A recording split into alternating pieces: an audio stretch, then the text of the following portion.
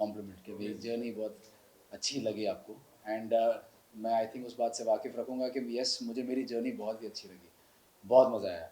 जितना खुश होके मैं घर के अंदर गया था, उतना ही खुश होके घर से बाहर निकला हूँ, क्योंकि वो कहीं न कहीं जो एक रिस्पेक्ट होती है, वो जो होती है, वो हर चीज़ वो अर्न करके निकला हूँ। चाहे वो बिग बॉस की रिस्पेक्ट हो या सलमान सर की रिस्पेक्ट हो या हाउसमेट्स की।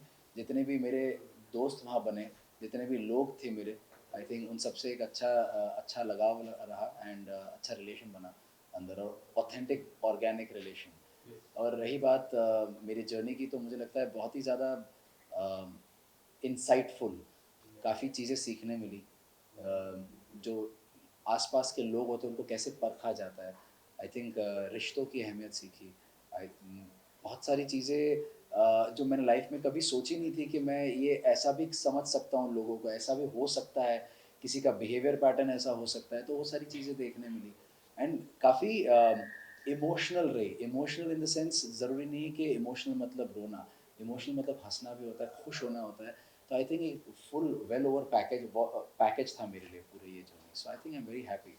रही बात इविक्शन की, तो मेरे लिए एक जो फॉर्मेट है, ये शो का फॉर्मेट है, उससे ऊपर और कुछ नहीं है। तो अगर जिस तरह से बिग बॉस ने बताया कि ये एविक्शन डबल एविक्शन के बेसिस पर किया जा रहा है, वोट्स के बेसिस पर किया जा रहा है, तो ओके ठीक है, that's the way it is.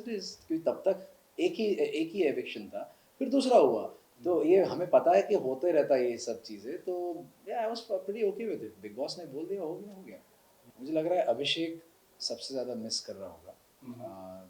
दूसरों का मुझे इतना नहीं पता कि कितना जेन्युइनली मिस कर रहे होंगे। एक होता है just to talk about it, तो अभिषेक मुझे लग रहा है जेन्युइनली मिस कर रहा होगा। एक बार रिंकू जी ने मुझसे पूछा था कि तेरी सबसे बड़ी ख़ामी क्या है? मैंने बोला मैं बहुत ट्रस्टिंग हूँ, मैं बहुत जल्दी भरोसा कर लेता हूँ।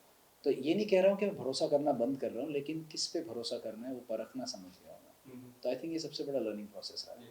सी जहाँ तक मुझे पता चला अंदर घर में रहते-रहते, और अभी बाहर आकर भी कुछ चीज़ें पता चली है, बिना हमारे कोई प्रोवोकेशन के उन लोगों ने हमारे पीठ के पीछे बात करना शुरू कर दिया था, वो भी in not a very good light.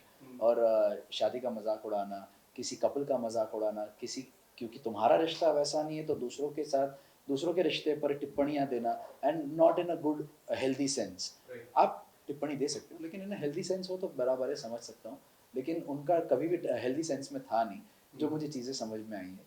और वहाँ रहते-रहते भी मुझे यही चीज़ों को मैंने भाँपा, और इसको एड्रेस करने की कोशिश की इन अ फ्रेंडली ज़ोन। जो मैं जानता हूँ विकी को, मैं उतना एटलीस्ट उतना विकी को जानता हूँ कि मैं अगर उससे बात करूँ तो सुलझे हुए तरीके से बात को मैं सॉल्व कर सकता हूँ।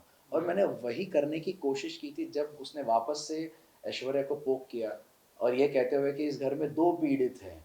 ऐसे तो हमेशा अगर आप अपने आप को पीड़ित मानते हो, तो आपने शादी क्यों की? मेरा सवाल इतना ही था, और ऐश्वर्या का भी सवाल इतना ही था कि आपने शादी क्यों की? अगर आप इतना अपने आप को पीड़ित बताते हो, हस्बैंड कम्युनिटी कम्युनिटी करते रहते हो, so I think it's not a healthy thing to talk about your marriage in this light.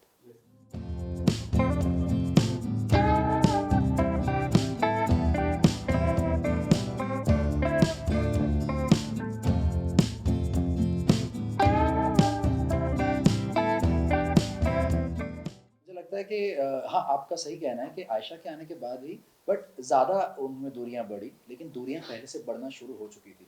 मैं कहूँगा 1-2 हफ्ते पहले से दूरियाँ बढ़नी शुरू हो गई थी। जो चीज़ की बात मैंने और मनारा ने भी की थी कि मैं और मुनव्वर अब बैठते नहीं हैं। अब इतनी बातें नहीं होती, मतलब दिन में 1 आध बार बात हो गई, वो भी 5-7 मिनट बात हुई, कैसा है तू ठीक है? नहीं मैं ठीक हूँ, तू ठीक है? इतना एक फ़ॉर्मेलिटी के हिसाब से बात होके वो ख़त्म होती थी। तो उसने बोला पहले से ही हमारा ये हो रहा है, बट आयशा के आने के बाद कहीं न कहीं ज़्यादा चीज़ें सामने आ रही है, and somehow somehow she was being more affected, Mannara. तो हम उससे ये भी पूछते थे कि तुझे क्यों इतना अफेक्ट हो रहा है? ये इनकी निजी प्रॉब्लम है, तुझे क्यों इतना अफेक्ट हो रहा है? यही सवाल पूछा था। एंड कहीं न कहीं मैंने भाँपना शुरू कर दिया था कि मनारा को शायद कोई अ, अनडिस्क्लोज़्ड फीलिंग्स हैं, जो उसे खुद नहीं, अनरियलाइज़्ड फीलिंग्स जिसे बोलते हैं, उसे खुद नहीं समझ में आ रहा है इस चीज़ के बारे में। और ये मैंने उससे पूछा भी था कि तेरे 2 दोस्त हैं, तू बोलती है 2 बेस्ट फ्रेंड्स हैं, एक राइडर है और एक मुनव्वर है। लेकिन राइडर के साथ तेरी दोस्ती कैसे क्लियर है? लेकिन मुनव्वर के साथ आते ही तेरा क्यों पता नहीं कुछ एक अजीब-सा ज़ोन चला जाता है, you start behaving in a very different way. So I feel you have some unrealised feelings. उसने बोला तभी नकार दिया था, ऐसा कुछ नहीं है। पर जब सलमान सर ने पूछा तब उसने हाँ बोल दिया। सलमान सर ने बोला कि if you like him, you like him. So she like या आई लाइक हिम। तो देन आई वाज लाइक जब मैंने पूछा तब क्यों नहीं तूने ऐसे जवाब दिया? सो बट एनीवे वो एटलीस्ट उसको क्लैरिटी मिली, I am happy about that. I will tell you something, 1 घंटे के एपिसोड में क्या दिखाया जाता है, कितनी चीज़ें आउट ऑफ कॉन्टेक्स्ट होती है, आपको शायद नहीं पता होगा, आपको एक्चुअली पता होना चाहिए। आप इतने सालों से देख रहे हैं शो, मैं तो पहली बार देख रहा हूँ, मैं तो पहली बार उस शो का हिस्सा बना हूँ, अंदर से देख रहा हूँ। तो आई नो कि कहीं भी जब भी उसका कोई रिएक्शन दिखाए ना, उसके पीछे एक रीज़न था, उसके पीछे एक कॉन्टेक्स्ट था, किसी की पोकिंग थी। आज आप अभिषेक को देख रहे हो इतना अग्रेसिव हो रहा है, तो क्या रीज़न है? आपने क्या एक रीज़न दिया ना उस चीज़ का कि चिंटू उसको पोक कर रहा है। अगर आपको पोकिंग दिखाया ही ना जाए और किसी का अग्रेशन अग्रेशन दिखाया जाए, तो आप बोलोगे अरे क्यों फालतू में अग्रेसिव हो रहा है? तो बात ये है, उसको कॉन्टेक्स्ट जानना बहुत ज़रूरी है और उसके लिए 24 वो जो लाइव जो चलता है वो देखना ज़रूरी है। और उसमें भी कई बार दिखाया नहीं दिखाया, ये मेरी जो मैंने बाहर आके चीज़ देखी ना, अरे इसके पहले तो ये हुआ था, पर दिखाया नहीं। नहीं, हम लोगों ने नहीं देखा, ये सब दिखाया ही नहीं था। So it's not my fault, it's not Aishwarya's fault, it's just the way it was, जिस तरह से रिले हुआ है वो चीज़ को। तो ये बहुत गलत चीज़ है कि वो अग्रेसिव हुई और मैंने शांति से उसको समझाया या संभाला। ये बहुत अलग चीज़ है, क्योंकि जहाँ जहाँ मैं अग्रेसिव हुआ हूँ उसने मुझे संभाला है, जहाँ जहाँ मेरी तबीयत खराब हुई है उसने मुझे संभाला है।